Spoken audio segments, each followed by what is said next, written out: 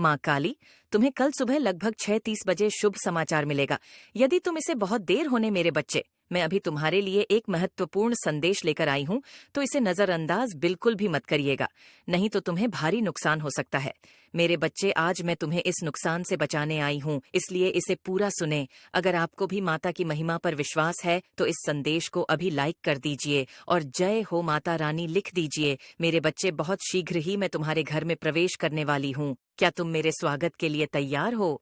मैं तुम्हारी निस्वार्थ भक्ति से, अपने प्रति प्रेम से और तुम्हारे कोमल हृदय से बहुत प्रसन्न हुई हूँ। पर मेरे बच्चे, चेतावनी देना चाहूंगी, तुम्हें मेरे प्रवेश से पहले मेरे देवगण तुम्हारी परीक्षा लेंगे। हो सकता है उस दौरान तुम्हारा मन काफी विचलित हो, तुम्हें छोटी छोटी बातों पर गुस्सा आने लगे। कभी कभी ऐसा भी होगा तुम्हारे साथ कि बिना बात के तुम्हारी लोगों से लड़ाइयाँ होंगी। लोग तुम्हें समझ नहीं पाएंगे मेरे बच्चे, और समय में घबराना मत।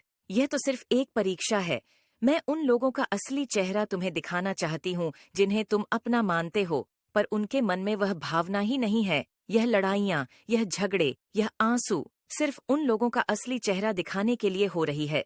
मेरे बच्चे, तुमने हमेशा मेरी भक्ति की, तो मेरी भी जिम्मेदारी है तुम्हारे परिवार की रक्षा करना। इसीलिए मैं तुम्हारे घर में प्रवेश करने वाली हूँ।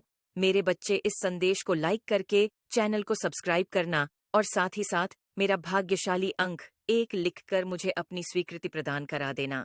मेरे बच्चे, इंसान अपने पुनर्जन्म में कुछ न कुछ पाप करता ही है। उसकी सजा उसे इस जन्म से मिलती है।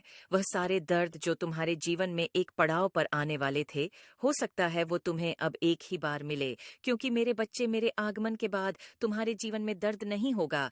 परिवार का हर संकट हट जाएगा, तुम्हारे जीवन से सारे दुख चले जाएंगे। लेकिन उससे पहले ही तुम्हें वह सब कुछ भोगना पड़ेगा जो तुमने पिछले जन्म में किया था।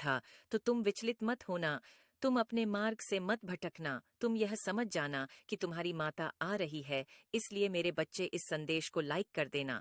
मेरे बच्चे, शायद वो इससे पहले, तुम्हारे अच्छे दिनों से पहले, उन सभी लोगों को तुम्हारे जीवन से दूर ले जा रही है जो तुम्हारे बारे में बुरा सोचते हैं।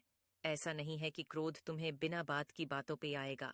क्रोध तुम्हें वहां आएगा जहां गलत हो रहा होगा। अब तुम्हें झूठ और गलत बर्दाश्त ही नहीं होगा। यही सबसे बड़ा लक्षण होता है मेरी कृपा प्राप्त होने का। इस व्यक्ति, वो मेरी कृपा होती है। वो कभी गलत बर्दाश्त नहीं कर सकता। वो कभी किसी का गलत सुन ही नहीं सकता। वो कभी किसी को गलत बोल ही नहीं सका।